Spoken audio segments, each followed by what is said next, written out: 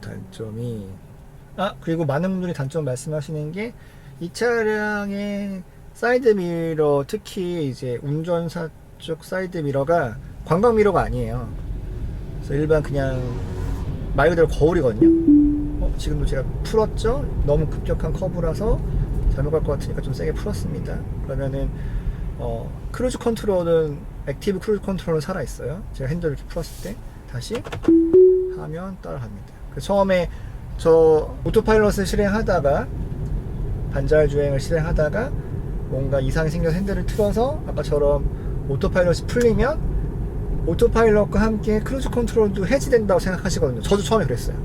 근데 그렇게 핸들을 틀어서 풀었을 때는 크루즈 컨트롤은 살아있다. 즉 앞과의 차량 거리에 맞춰서 운행하는 건 살아있다.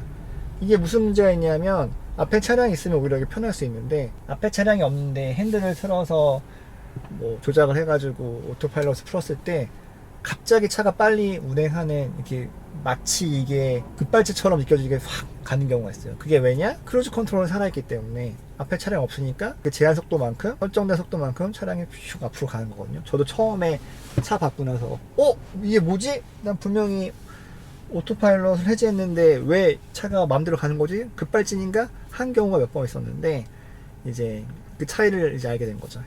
오토파일럿 중에 핸들을 세게 작동해서 풀면 크루즈 컨트롤은 살아있다.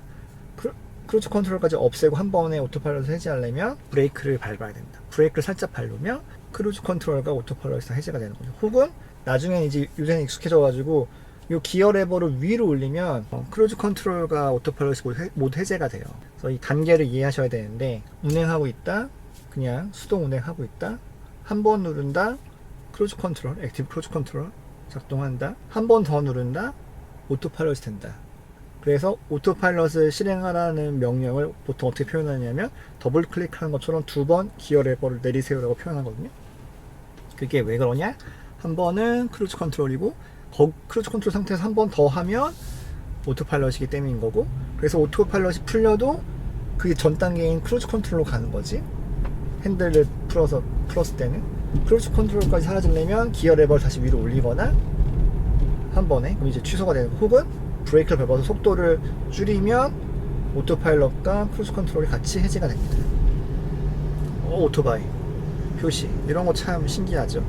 그러니까 오토파일럿을 믿고 실행시킬 수 있는 이유 중에 하나가, 테슬라는 이렇게 자기가 얼마나 차량들을 인지하고 있는지를 시각화해서 보여주기 때문이에요.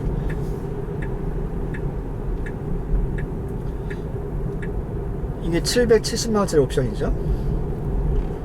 차선 변경. 전 차선 변경 할 때마다 770만원을 까나가고 있다고 생각을 하고 있고요.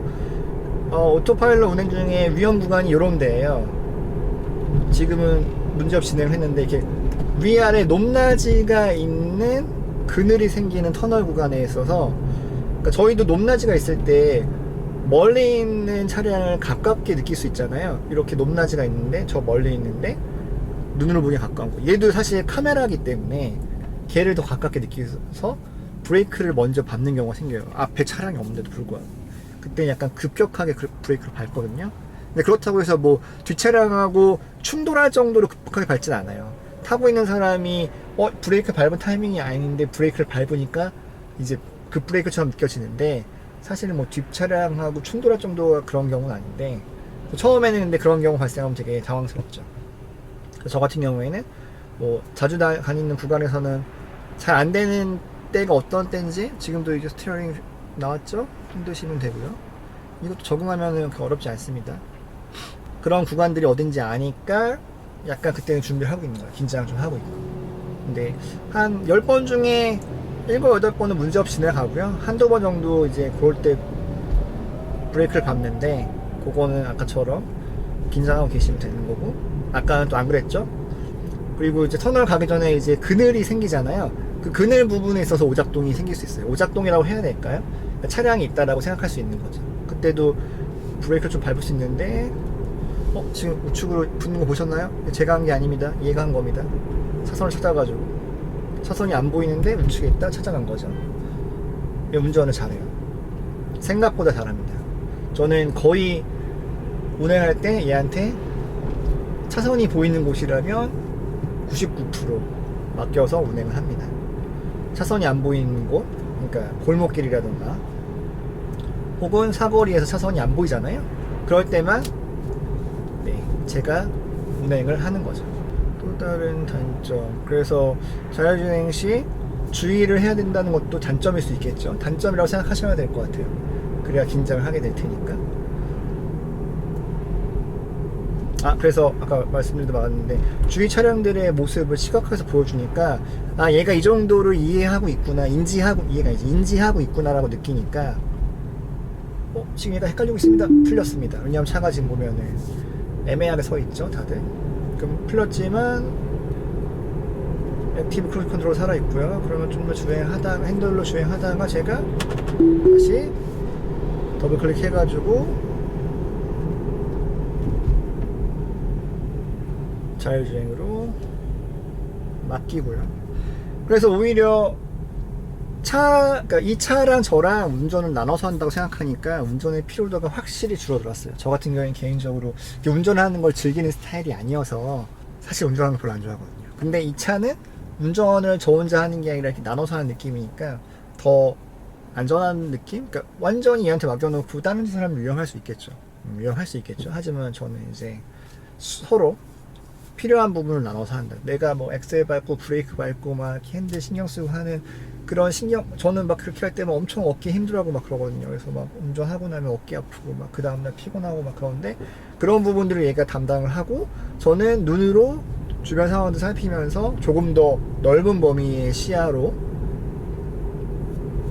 주변에 위험한 상황인지 파악을 하고 위험한 상황이 발생하면 제가 또 다시 그때만 운전을 하고 살짝만 흔들어줘도 이렇게 사라져요. 그래서 크게 이 부분은 불편하게 생각 안 하셔도 될 것 같아요. 하지만 단점이라고 해야 되겠죠? 사이드미러 얘기하다 말았네요.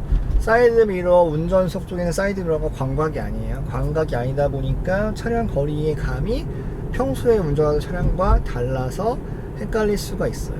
그래서 좀 사각이 많다라고 느낄 수 있는데 사실상은 사각이 많다라는 표현이 맞는지는 잘 모르겠습니다. 여기는 꺾어지는 부분이지만 차선이 그려져 있죠.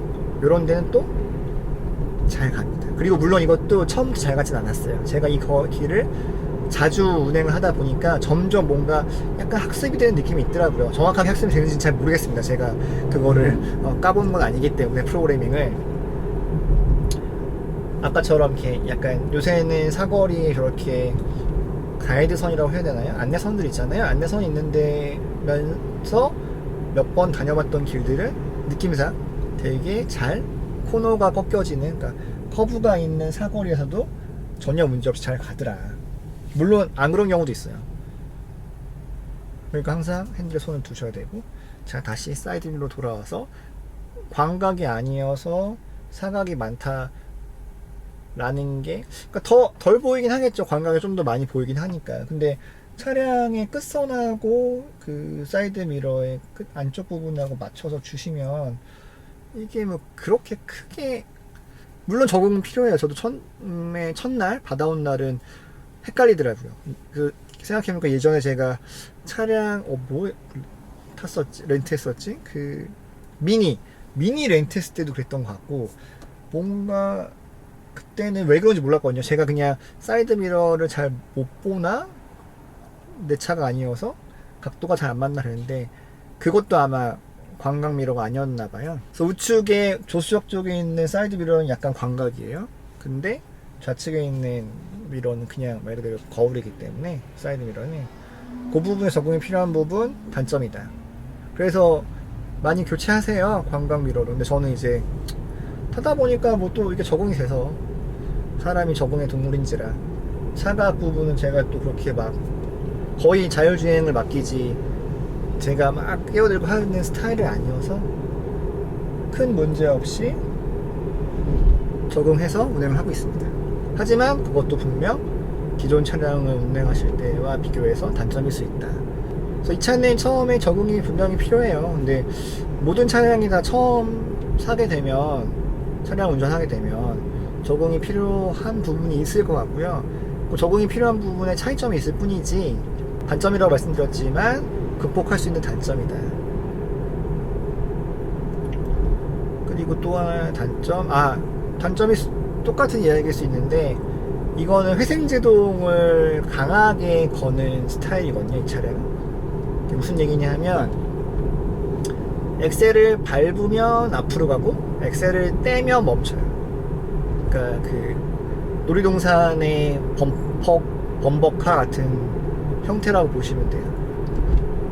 그래서 브레이크를 밟지 않으셔도 엑셀에서 발을 떼시면 천천히 마치 브레이크를 밟은 것처럼, 물론 브레이크 밟은 것처럼 세게 막 확 잡아주진 않지만 속도에 따라 다른 거죠.